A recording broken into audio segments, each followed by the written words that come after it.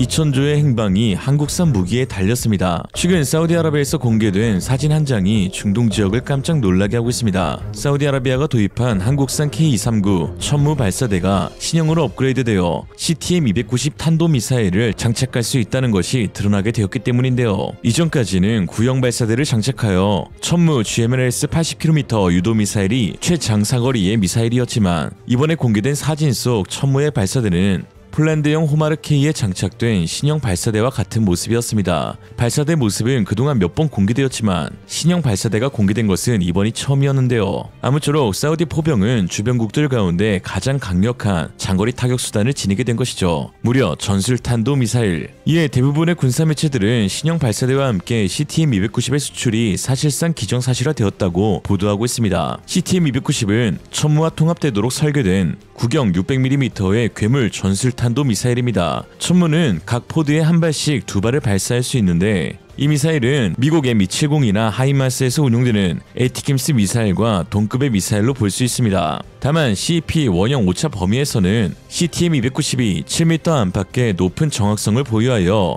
15m 이내인 에이티킴스보다 상대적 우위에 있다는 평가를 받고 있죠. 그러나 현재 Mi70은 단종이고 하이마스는 포드가 1개여서 포드가 2개인 천무가 훨씬 강력한 화력을 지녔다는 평가를 받기도 하고요.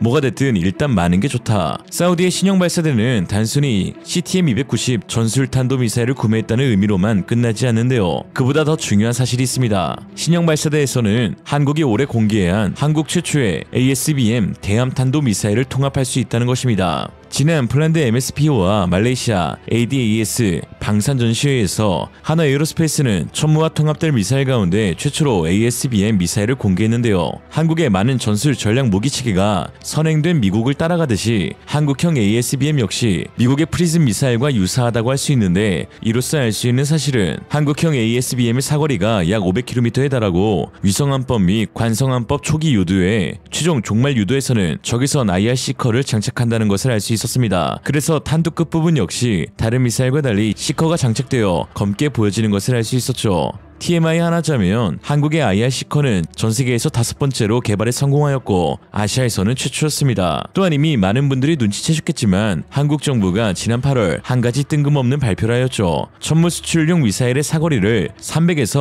500km로 확대한다는 것이었습니다. 바로 한국형 프리즘 대함 미사일을 수출하기 위한 큰 그림이었죠. 당시 정부 관계자는 다연장 로켓에 들어가는 미사일의 사거리를 늘려달라는 요청이 중동의 한 국가에서 있었다라고 전했습니다. 그래서 네티즌들은 UAE다, 사우디아라비아다 각종 추측을 내놨었죠. 그리고 이번에 사우디가 운용하는 천무의 발사대가 신형으로 업그레이드가 된 점이 포착되면서 사거리 500km의 연장을 요청한 중동의 한 국가가 바로 사우디아라비아였음을 짐작할 수 있게 되었습니다. 그렇다면 사우디는 왜 CTM-290의 사거리 290km를 확보했음에도 불구하고 더 긴 사거리를 요청한 것일까요? 그건 바브엘만 대부 해협을 소화하는 데에 500km라는 사거리가 필수적이었기 때문입니다. 그리고 이는 앞으로 사우디의 미래를 좌우할 아주 중요한 국가안보 계획이라고 할 수 있죠. 일반적으로 사람들은 중동의 핵심 수로로 홍해의 수에즈 운하를 꼽곤 하는데요. 물론 맞습니다. 그러나 사실 그보다 더 중요한 곳이 바로 바브엘만 대부 해협입니다. 수에즈 운하를 통해 건너온 선박들이 나가는 유일한 출구 역시 바브엘만 대부 해협이기 때문이며, 특히나 이곳은 수에즈 운하와 달리 엄청난 군사적 위협을 당하고 있는 세계에서 가장 위험한 지역이기 때문입니다. 이곳은 소말리아 해적이 들끓으며 건너편 예멘 땅에서는 총포탄이 날아다니고 있기 때문에 지나다니는 배들도 자체 무장을 하거나 가장 가까운 군함에게 자신의 위치를 수시로 보고해야 합니다. 그렇게 안 하면 소말리아나 예멘으로 끌려가는 건 시간 문제니까요. 이에 동아시아 국가들과 유럽 국가들, 미국은 자국 배를 보호하고 항로의 안전을 유지하고자 이곳의 대부분의 해안선을 접하고 있는 지부티에 해군 기지들을 설치하여 항로를 감시할 만큼 사건 사고가 빈번한 곳이죠.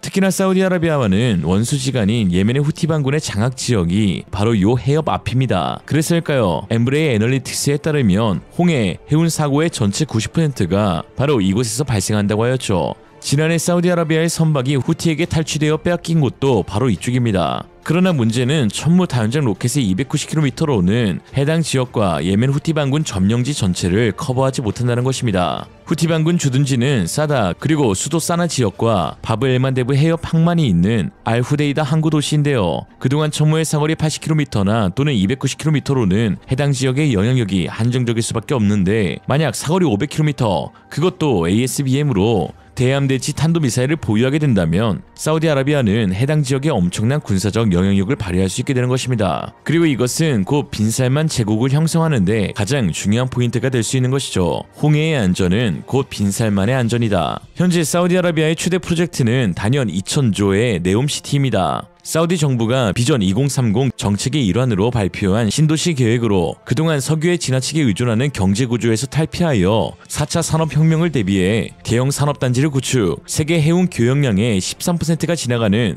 홍해 무역로를 이용하여 앞으로 사우디의 먹거리를 구성한다는 계획인데요.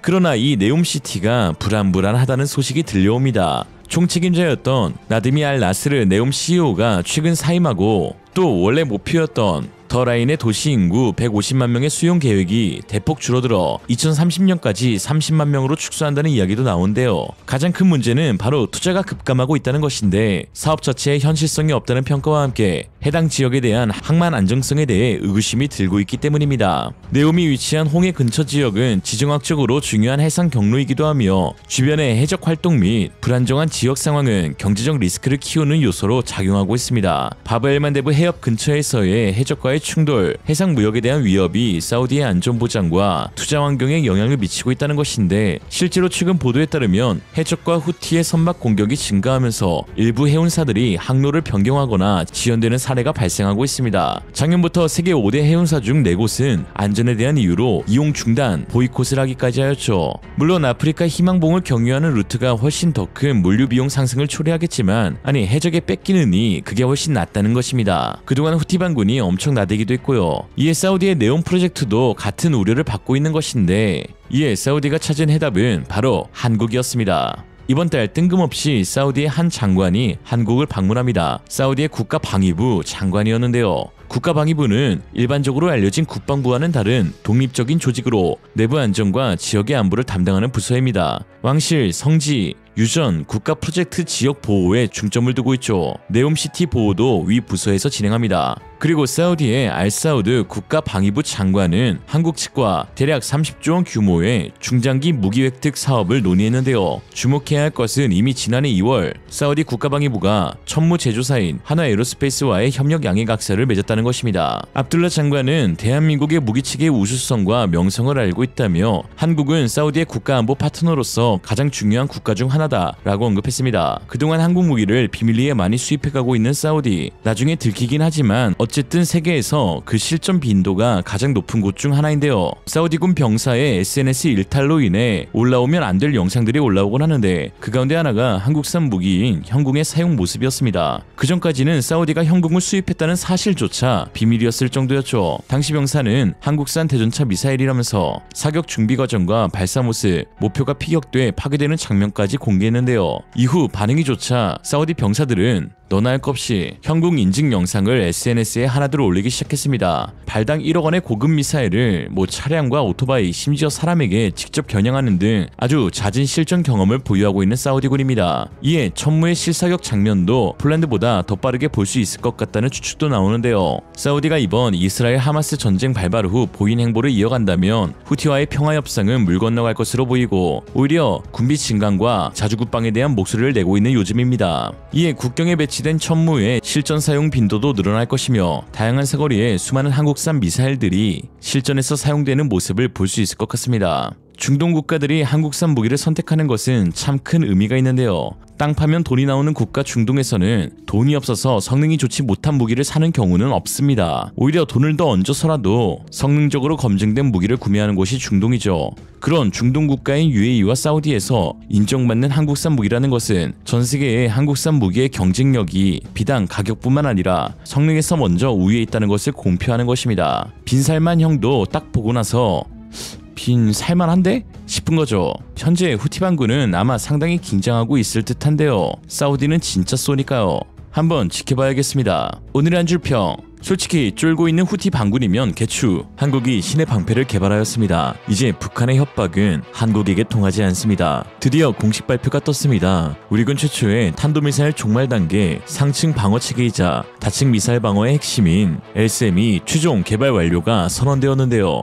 LSM은 고도 40에서 70km의 상공에서 적의 미사일과 직접 충돌하는 방식으로 요격하는 무기입니다. 지난 19일 국방부는 약 10여 년간의 개발 끝 한국 ADD는 LSM을 독자 개발하는 데 성공했다라고 발표했는데요. 그럼 LSM이 뭐 미사일 방어 체계이고 좋은 것까지는 알겠는데 도대체 기존 MD와는 무엇이 다르기에 핵심으로까지 표현하면서 대서특필하고 있는 것일까요? 사실 LSM 개발 이면에는 또 다른 몇몇 반전 포인트들이 있습니다. 이로 인해 북한 정권은 사실상 종말을 선고받은 것이나 마찬가지며 한국이 동북아를 넘어 세계 패권을 위한 핵심 요충지가 될 수 있게 되어지는데요. 그 숨겨진 이야기 빠르게 한번 살펴보죠. Let's get it!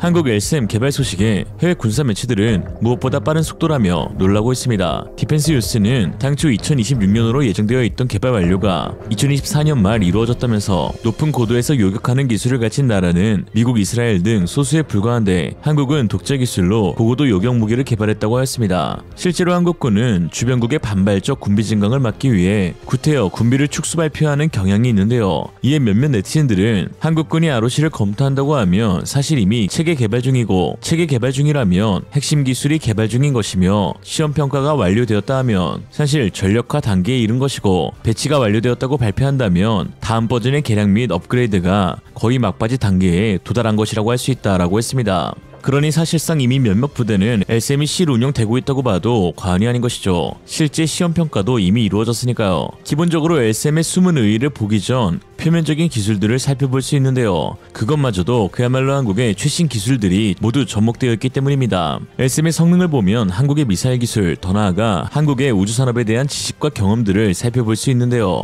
LSM을 KAMD의 핵심으로 지칭하게 하는 7가지 필수 기술들이 있습니다. 첫째, 전방덮개. 유도탄이 빠르게 날아갈 때 발생하는 공기 저항으로부터 탄두 앞부분에 위치한 탐색기를 보호하는데요. 그러다 유도 종말 단계 때에는 전방덮개가 벌어지면서 탐색기의 시야를 확보하게 해주어 아주 정확히 갖다 꼬라박을 수 있게 해줍니다. 둘째, 적외선 영상 탐색기. 리얼리즘에서도 여러 차례 언급되었던 그 한국산 IR 시커입니다. i3 시스템즈에서 개발한 세계 5번째 냉각형 IR 시커로 적외선을 이용해 표적을 탐지하며 빠르게 움직이는 목표물을 정확히 추적합니다. 셋째, 위치 자세 제어 장치. 2년 전 영상을 통해 공개되어 많은 화제를 낳았던 신기술 위치 자세 제어 장치입니다. 미사일 비행 중 자세를 정밀하게 제어하며 방향을 정확히 조정하게 해주어 유도 미사일의 핵심이라고 할 수 있습니다. 넷째, 직격 요격 히트 투 킬. 폭발력이 아닌 직접 표적의 탄두 끝과 충돌하여 파괴하는 기술로 매우 정밀한 유도 기술과의 시너지에 완전한 무력화를 가져옵니다. 다섯째, 단분리 장치. 고속 비행 중 목표 지점에 추진체를 정확하게 분리하는 기술입니다. 마 89의 속도에서 분리한다는 것은 절대 쉬운 작업이 아니죠. 여섯째, 이중 펄스형 추진기관. 1단계, 2단계로 나뉜 이중 펄스 시스템을 통해 장거리 비행과 고속 요격이 가능합니다. 종말 단계에서 한 번 더 추진력을 발휘해 목표물을 강하게 부딪히게 하는 것이죠. 여기까지가 기존 천궁 M-SAM 및 패트리어트 3와 다른 LSM만의 독특한 기술이라고 할 수 있는데요. 사실 이런 표면적인 기술보다 훨씬 중요한 것들이 있습니다. 그리고 바로 이것 때문에 북한이 기를 쓰고 LSM 개발을 반대해왔던 것이고요. LSM의 개발은 북정권의 생존과 직결된 문제라고 할 수 있는데요. 우선 LSM은 한반도 공중주권을 완성시키는 방패라고 할 수 있습니다. 단순한 방어무기의 의미를 넘어 한반도 하늘의 경계선을 설정하는 의미를 가지는데요. 한반도의 좁은 지리적 특성상 상공을 통해 날아오는 미사일과 항공기 공격을 방어하는 것은 생존을 위한 필수 요소입니다. 그리고 한국은 공격 능력과 함께 동반된 방어 능력을 구축하고 있지만 북한은 공격에 몰빵된 불균형한 개발로 공중의 주권을 한국에 완벽히 빼앗겨버리게 된 것이죠. 그걸 상징하는 게 LSM이고요. 또한 LSM의 개발 완료는 적의 의지 자체를 무너뜨리는 심리 선전포라고 할 수 있는데요. LSM이 존재함으로 인해 적국, 특히 북한은 장거리 미사일 발사를 고민할 수밖에 없습니다. 북한의 탄도미사일은 공격 후 단시간 내에 한국에 도달하지만 LCM은 이러한 미사일의 궤적을 상공에서 차단할 수 있습니다. 그러나 북한의 미사일이 발사 후 요격하여 실패되더라도 북한은 이미 선제 공격한 것이기에 곧 정권의 종말로 이어질 수 있습니다. 우리 군은 방어 후 반격할 수 있지만 북한은 방어 수단이 없기 때문이죠. 이에 북한의 미사일은 이제 있어도 쓰지 못하는 골칫거리만 되는 것입니다. 또한 무기 차원을 넘어 우주로 나아가는 기술 플랫폼이 LCM을 통해 마련되었다는 점도 있습니다. LCM의 고속 요격 기술과 고성능 탐지 레이더는 향후 우주방어 체계로 확장 가능성을 내포합니다. 미국의 핵방어 프로젝트인 스타워즈 계획을 통해 미국의 우주산업이 엄청난 개혁과 발전을 이루어내었듯 LCM 개발 과정에서 확보한 다양한 기술들은 군사를 넘어 국가 전반의 기술적 발전을 촉진하는 것이죠. 여기에 LCM의 개발은 마치 군사기술 독립을 외친 것과 동일한데요. 과거에는 외국산 방공체계에 의존했으나 천공의 개발과 함께 LCM의 개발 완료로 한국은 세계 몇 안 되는 기술적 독립을 이룬 국가가 되었습니다.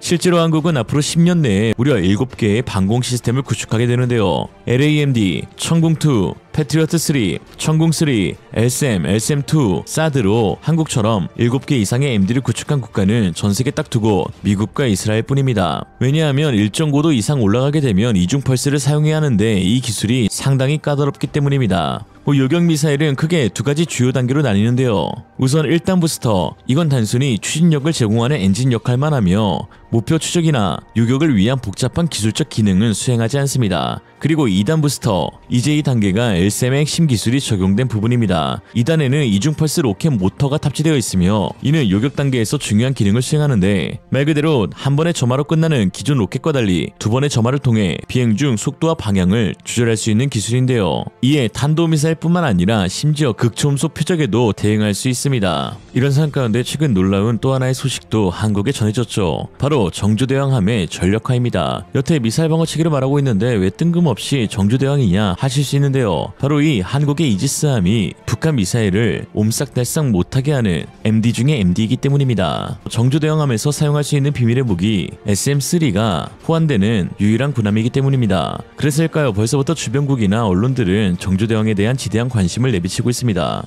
지난 27일 정주대왕 이지스함이 머물고 있는 울산 HD현대조선소에는 이례적으로 주한 외교사절단 20여 명이 참가했습니다. 미국 영사를 포함해 주한 폴란드 대사, 에콰도르 대사, 영국 대사, 호주 대사, 필리핀 대사 등 7개국에서 온 20명이 넘는 외교관이 왔는데요. 모든 나라의 꿈인 이지스함을 우리나라는 세계 5번째로 보유하게 되었는데 계약 후 인도까지 약 6년간 단 한 건의 사건 사고 없이 성공적으로 공정을 마무리했습니다. 특히 월스트리트저널, 블룸버그 등 미국 주요 외신은 정주대왕 이지스함이 한국 해군의 클래스를 보여주는 함선이라면서 한국의 조선소는 효율적 인력 운영, 선진적인 생산체계, 스마트 조선소 기술 등을 통해 공정을 추적하는데 각 조선소마다 각기 20여 척의 선박 건조가 가능하며 이는 미국의 지난해 전체 선박 건조량인 4~5척보다 4배 높은 수치로 훨씬 많은 수의 선박을 동시 건조할 수 있어 건조 시간을 단축할 수 있다라고 소개했죠. 그리고 무엇보다 정주대왕의 핵심은 앞서 언급한 바와 같이 SM-3 미사일을 실을 수 있는 한국의 유일한 함선이라는 데에 있습니다. 현재 북한이 MRBM 이상의 로켓을 고각으로 사격할 경우 종점거리가 짧은 한반도의 특성상 사드만으로는 요격 기회가 많지 않을 수 있습니다. 그에 반해 SM-3는 지구 저궤도의 물체를 요격 범위에 두고 있는데요. 북한의 주요 미사일 기지에서 한국의 주요 지역은 500km 정도의 거리밖에 되지 않아서 SRBM 공격이 주로 예상되지만 SRBM 전용으로는 패트리어트, 천궁, LCM, 사드 등이 잘 갖춰져 있습니다. 문제는 북한이 MRBM, IRBM을 고각 발사해 한국에 핵 공격을 할 경우인데요. 이 둘은 너무 고속이라서 오직 SM-3만이 MRBM, IRBM을 요격할 수 있습니다. 따라서 한국은 SM-3를 도입하여 정주대왕에 탑재하게 됨과 동시에 LCM의 개발로 북한의 공격의 위협은 대부분 줄어들거나 사라지게 되는 것이죠. 이제 북한의 핵 징징 떼쓰기는 통하지 않게 되고 스스로 자멸하게 될 날만 남았다. 한국 서해동해 남해는 세 척의 한국의 이지스함이 위상배열 레이서 레이더로 눈에 불을 켜고 북한의 미사일을 막으며 지상에서는 한국의 최도 유도미사일 LCM이 직격 타격으로 발사된 북계 미사일만 딱딱 골라 조질 수 있으니 이처럼 촘촘한 방어막은 정은이도 예상하지 못했던 일이었겠죠. 오늘의 한 줄 평, 정은이 미래. 2.4 i 2PL w czołgach trzeciej generacji. Takiej liczby nowoczesnych czołgów nie będą miały ani Niemcy, ani Francja, ani tym bardziej Wielka Brytania, Włochy.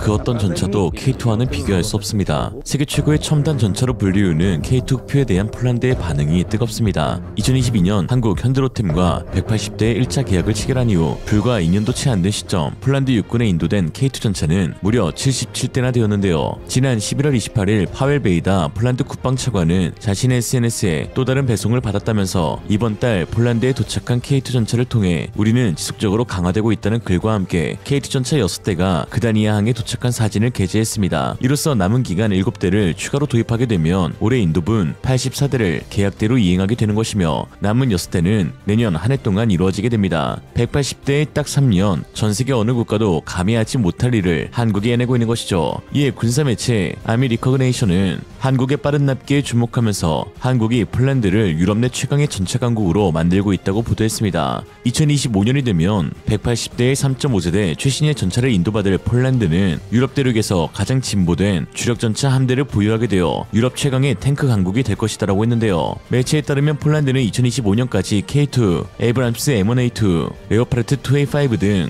1000대 이상의 현대식 전차가 구성될 예정으로 첨단 MBT수 측면에서 다른 유럽 국가를 능가하게 된다고 했습니다. 독일, 프랑스, 영국 등 유럽 1티어 국가들의 평균 보유량은 200대에서 300대 수준이죠. 그러면서 한국 현대로템이 개발한 K2 블랙팬서는 세계에서 가장 진보된 주력 전차 중 하나로 널리 알려져 있는데 화력, 방호력, 기동성의 정교한 조합은 폴란드 군대의 이상적인 자산이 된다면서 이 탱크는 120mm 활강포로 무장하고 있으며 고폭탄 대전차포, 장갑 관통 폐기사부 탄환 및 유도탄을 포함한 다양한 탄약을 발사할 수 있으며 또한 승무원 수를 단 3명으로 줄이는 자동장전 시스템을 탑재하는데 이 첨단 장비는 작전 효율성을 높이고 장시간 작전 시 승무원의 신체적, 정신적 부담을 줄여준다 라고 상세히 보도하였죠. 특히 매체는 폴란드가 K2표의 한국의 첫 구매자로서 이러한 결정은 그동안 미국과 독일을 선호했던 전차 시장에서 중대한 변화를 가져오는 것이라고 강조했습니다. 폴란드는 K2뿐만 아니라 미국 에이브람스, 독일 레오파르트 그리고 자국산 PT-91 전차를 운용하면서 각 전차의 비교 우위를 따지고 있는데요.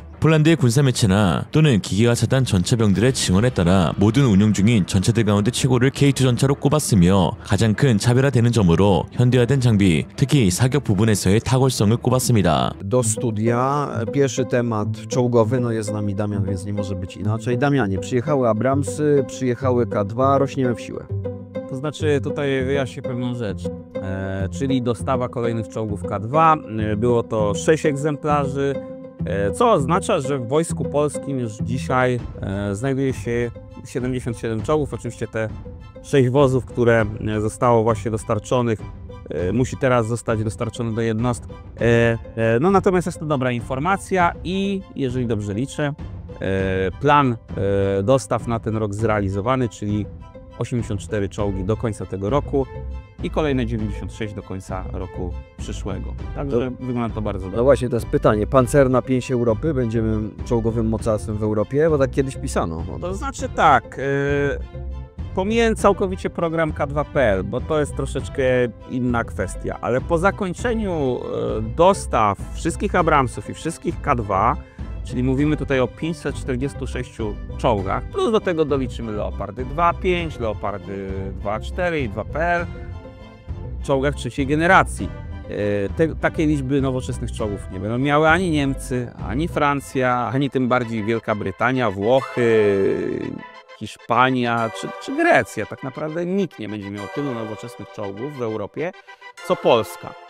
Samym NATO oczywiście pod względem liczby nowoczesnych czołgów, no to będą nas przewyższały takie państwa jak Stany Zjednoczone chyba tylko. 매체가 언급한 대로 폴란드가 유럽 내 최강의 전차 강국이 될 수 있었던 주된 이유는 바로 K2 전차의 현대적 성능 때문입니다. 러시아나 중국의 전차는 한두 명이 탑승하기도 매우 좁은 공간으로 만들었다면 한국은 미친 효율로 실내 내부 공간을 마련하여 182cm 거구의 유럽 남성 3명이 들어가도 충분한 공간이 나오는 것을 알 수 있습니다. 또한 화이트 컬러로 깨끗하고 감각적으로 배치되어 있는 첨단 장비들은 폴란드 전차병들의 사격 효율을 크게 늘려주고 있는데요. 전 세계에서 가장 첨단화된 전차답게 외관을 통해서 볼 수 있는 조준장치 및 관련 센서들만 해도 10가지가 넘습니다. 전차장 잠망경, 전차장 조준경, 동적 포구 감시기 반사경, 동적 포구 감지기 레이저 송수신부, 피하 식별장치, 동축 기관총, 포수 직접 조준경, 포수 조준경, 측풍 등 대기 센서, 조종수 열상 잠망경이죠. 그 첨단 장비들 가운데 역시나 가장 중요한 것은 전차장용 조준기 CPS와 포수용 조준기 GPS를 꼽을 수 있는데요. 전체의 눈 역할을 하는 조준경은 주야간 표적을 정확하게 관측하고 조준해 각 전차의 공격 성공률을 높일 수 있는 중추적인 역할을 하며 전시 상황에서 전차의 생존성과 직결되는 중요한 장비입니다. 하나 시스템에서 개발한 K2 전차 조준경은 기존 K1A1 조준경보다 훨씬 큰 디스플레이와 주간 카메라 역시 FHD급으로 개선이 되어 탐지 및 인지 성능을 크게 높였습니다. K2표 전차는 차체의 전방과 후방에 CCD 카메라를 별도로 부착하고 있으며 각 승무원들은 이 CCD 카메라를 통해 외부의 상황을 파악할 수 있고 자동 추적 기능을 적용하여 기동간 사격 역시 우수한 정확도를 자랑하는데 금동정 국방과학연구소 수석연구원은 K2 전차의 자동 추적 기능은 포수 조준경이 적외선 센서로부터 획득된 열 영상을 이용해서 이동하는 적표적의 위치를 계산해 조준점을 계속 포수에게 제공해주는 기능이라고 설명한 바 있었죠. 이처럼 우수한 K2 전차의 조준경이기에 현재 우리군의 K1A1에도 탑재하는 개량 사업을 진행하고 있습니다. 이러한 성능을 기반으로 카타르에서 열린 해외 연합훈련 당시 우리 K2 전차가 역사상 처음으로 5km 떨어진 표적을 무려 80% 이상 명중률로 타격하는 데 성공하였습니다. 일반적으로 알려진 3.5세대 전차의 최대 유효 사거리는 3km. 그러나 K2 전차의 신형 사격 통제 장치에 힘입어 노르웨이 훈련장 3km, 폴란드 훈련장 4km, 그리고 카타르 훈련장 5km 사격 명중 달성 기록을 세운 것이죠. 이런 상황 가운데 세계 최고의 전차가 한국 K2가 아닌 자국산 전차라고 우기는 국가가 있습니다. 바로 중국입니다. 중국이 우기고 있는 건지 웃기고 있는 건진 모르겠지만 최근 중국 공영 매체 CCTV 산하 국미천하에서 중국 주력 전차 구구식 전차의 훈련 영상이 공개되었는데 당시 설명과는 정반대의 허접한 전차의 성능이 드러나 충격을 주고 있습니다. 말로는 세계 1등, 까보면 세계 꼴등. 중국 전차의 실체 한번 함께 보시죠. 99A 型主战坦克是人民军队最为大家关注的作战装备。阅兵场上，它是装备方阵的第一梯队；对抗演习中，它是突击敌方防线的利剑之刃；射击场上，它是弹无虚发的神射手。它身上有着最先进的黑科技，同时也传承着人民军队装甲兵71年的奋斗和荣光。自然要通过上车操作来检验。踩死刹车启动。车辆的基本驾驶，在训练过程中呢，现在呢，我就跟战士们来到了这个靶区来验靶啊。那我们可以看到这个靶区现在可以说是满目疮痍啊。那在我旁边这些白布呢，就是咱们刚才叫炮打的这个1000米外的这个靶标。那班长，咱们叫炮需要几轮才能把这个火炮的状态调整好啊？我们叫炮需要3轮，第一步要用消炮镜对靶子进行预先校准，也就是预先校正。为了第二步，使用4发弹进行试射，4发弹试射完毕后，通过弹着点调整修正。车辆在战场上就是要有能力破最强的防守，啃最硬的骨头。这次主要是因为转场机动，第一次来到这个陌生的场地，然后靶子是随机性的，导致这个难度系数比较大。我们目标命中率达到80%以上啊，基本达到预期效果啊，确实从实战出发，练强指挥技能。 일각에서 몇몇 여권 빨간 분들은 해당 속 구구식 전차는 한국의 K1 전차와 같은 급이라고 할 수 있다며 현재 최신식 3.5세대 전차인 VT4가 운용 중이고 이는 분명히 세계 최고의 전차라고 하실 수 있는데요. 뭐 맞는 말이죠. 처맞는 말. 최근 2024 주하이 에어쇼에서 시범 기동을 선보이던 VT4 전차가 시연 중 갑작스러운 고장으로 기동이 불가한 장면이 포착되어 웃음을 주고 있습니다. 중국이 중국했는데요. 수출형 버전이자 시범 기동을 선보이도록 제작된 VT4는 언덕을 오르는 기동 시연을 선보이던 중 기계 오작동으로 갑자기 멈춰버렸고 그 자리에서 꼼짝도 못한 채 움직이지 못하였습니다. 오작동의 원인은 당연히 밝혀지지 않았지만 중국 전차의 기술적 결함을 그대로 드러낸 꼴이었죠. 수출형 모델에다가 심지어 시범 기동 전차가 퍼지는 경우는 상당히 드문데 말입니다. 여기에 언덕을 올라가기 전 평범한 일상 기동에서 엔진이 퍼져버렸으니 중국산 전차는 첨단이니 최신이니 하는 장비를 자랑하기 전에 우선적으로 잘 가고 잘 서는 연습부터 해야 할 것 같습니다. 반대하면 중국인. 오늘의 한 줄 평.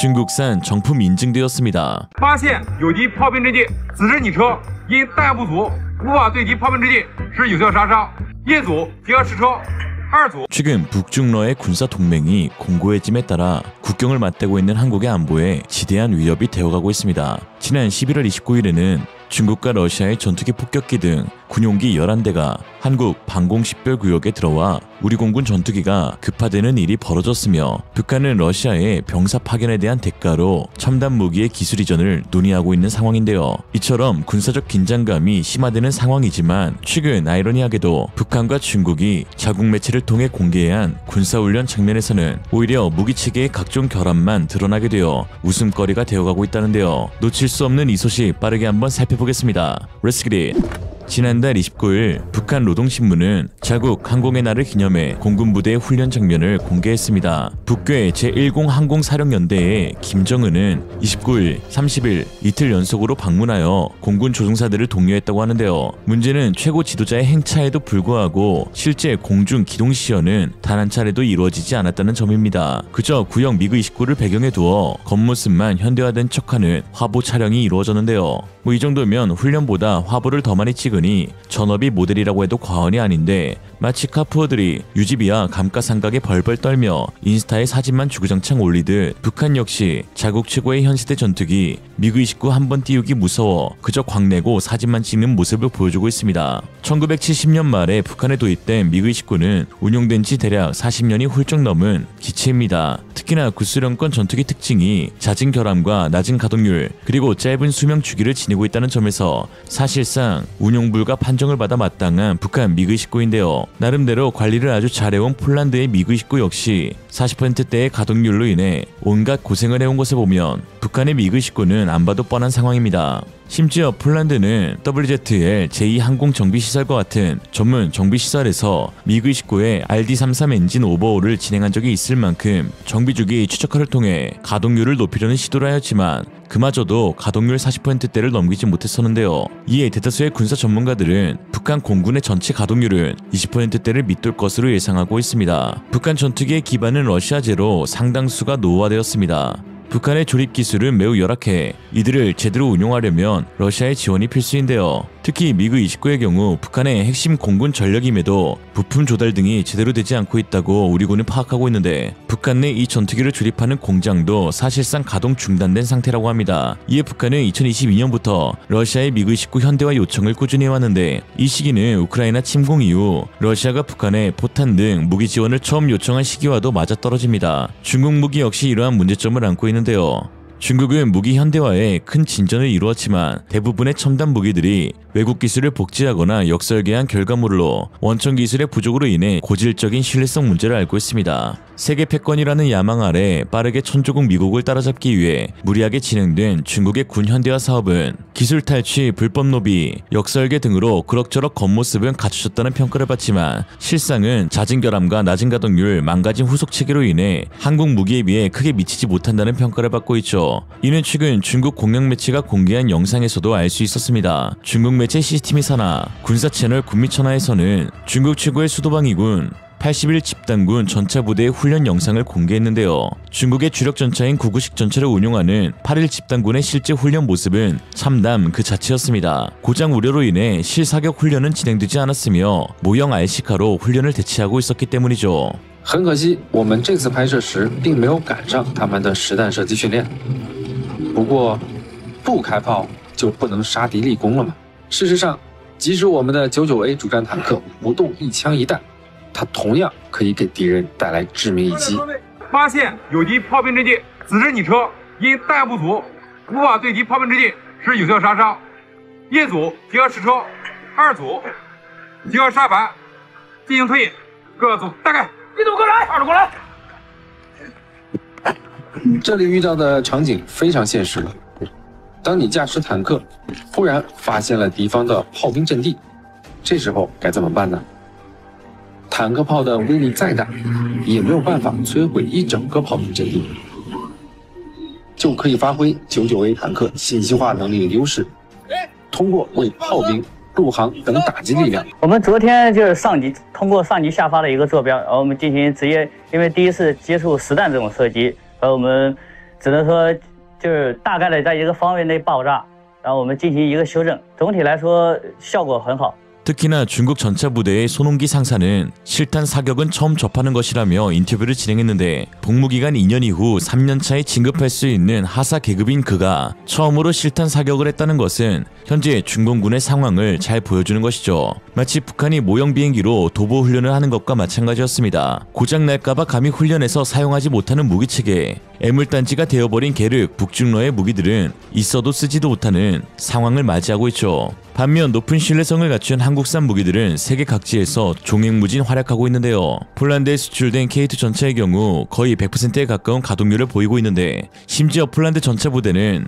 한국군도 해보지 못한 가혹한 주행 훈련을 실시하고 있다는 후문입니다. 서주모 현대로템 상무에 따르면 현재까지 가동률 100%를 기록하고 있는 폴란드 K2 전차인데 현대로템은 의무사항이 아님에도 예비품을 적극 지원하고 국내 수준의 고객 서비스를 제공하고 있다면서 폴란드 군들은 우리 군도 해보지 않은 일주일간 500km 무중단 기동훈련도 실시했고 이를 K2는 거뜬히 해냈다고 밝혔습니다. 또한 현대로템 이희성 부사장 역시 한국의 정비 능력은 소름이 돋을 정도라면서 K1에서부터 K2까지 한국군이 실시하는 정비 수준은 월드클래스라고 자부하였습니다.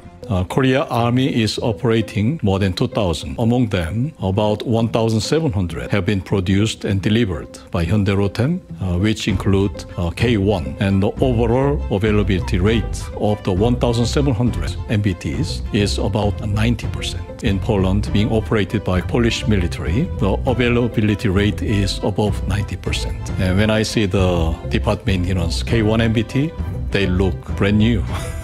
I'm always impressed. FA-50도 높은 수준의 가동률을 보이고 있는데요. 현재 카이 측에 따르면 2024년 10월 초에 12기가 인도된 FA-50 GF 중 11기가 가동 중으로 가동률은 90%를 상회하고 있으며 지난 12개월 동안의 가동률은 평균 77%를 유지했다고 합니다. 전체에서 77%의 가동률을 기록한 것은 세대가 6개월간 운행 불가 상태였기 때문인데 이는 기계 결함의 문제가 아닌 폴란드 정부와 영국 마틴 베이커사의 사출 좌석 수출 승인 허가에 관련된 문제였습니다. 실제 운영하고 있는 폴란드 민스크 마조베츠키에서는 매우 높은 만족도를 드러내고 있는데요. 취재를 나온 한 기자는 폴란드 공군 역사상 처음이라는 말과 함께 이 정도의 전투기 가동률과 임무 수행 능력을 지닌 것은 역사적인 일이라고 극찬하였습니다. To jest największe wyzwanie dla polskiego loty na EPA-50 odbywają się kilka razy dziennie i tego nalotu polskich pilotów z pierwszej grupy. Operacja od lat takiej nie było w polskim lotnictwie. 어떤 기술적인 문제가 생겼을 때 그 기술적인 문제를 해결함으로 해서 폴란드 공군이 원하는 수준의 우리나라는 그동안 쌓아온 정비 기술력을 바탕으로 수출국에 밀착 후속 지원을 해주고 있는데요. 이렇게 말씀드리면 야 서비스 너무 많이 줘서 거들라는 거 아니냐 하실 수 있지만 사실 후속 지원을 통해 부가적인 수익도 창출이 되며 또한 이러한 신뢰는 추가 무기 수출로도 이어질 수 있고 특히 MRO 사업 프로젝트에서 유력한 사업 선정자가 될 수 있다는 메리트가 있습니다. 전투기의 경우 운용기간이 3-40년으로 매우 길기에 구매 비용보다 후속 지원 비용이 2배에서 5배가량 많습니다. 폴란드 FA-50 MRO 사업 규모는 대략적으로 20조 원이 추정되고 있죠. 카이는 폴란드 항공기 MRO 전문 업체인 WZL2와 FA-50 항공기 운영에 필요한 후속 지원 방안을 구체화하기 위한 협업 합의서 체결식을 가졌고 곧 공식 계약이 체결될 예정입니다. 이미 지난해에는 필리핀의 FA-50 MRO 장기 사업자로 선정되기도 했죠. 러전을 비롯한 세계 각지의 분쟁을 통해 각국 무기의 유지 보수 및 실제 가동되는 전력의 중요성이 언급되고 있는 상황인데요. 실제로 폴란드가 M346을 조기 퇴역시키고 미그-29를 우크라이나로 전기체 보내고 동남아시아 국가들이 중국 전투기를 도입한 후 치를 떨고 피해 보상을 요구하는 이유는 모두 결함으로 인한 가동률 저하 때문입니다. 기껏 비싼 돈 주고 들여왔지만 정작 사용하지 못하니 화가 날 수밖에 없는 것이죠. 특히나 최근 미얀마의 경우 중국으로부터 공급받은 JF-17 전투기 대다수가 기술적인 문제로 무용지물 상태인 것으로 확인되었는데요. 도입된 지 2년도 채 안 된 신형 전투기 10수대가 동시에 약속이라도 한 듯 심각한 엔진 문제, 레이더 문제, 무장 문제를 드러내면서 한순간에 고철 덩어리로 변해 사기를 당했다라는 미얀마 대통령의 직접적인 발언도 있었습니다. The scam called China. Beijing is exporting defective military equipment to the world. It is draining the military budget of other countries and sending them substandard material in return. Chinese jets have structural issues. Chinese radars don't work. Chinese ships have faulty systems. But now the knives are out and China's faulty weapons have misfired.